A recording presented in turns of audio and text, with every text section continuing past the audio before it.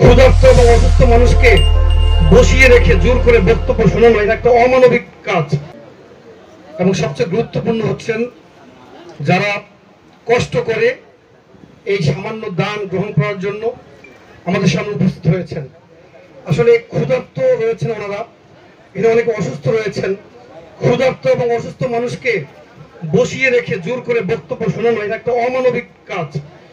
ভবিষ্যতে এগুলো আমরা করব না।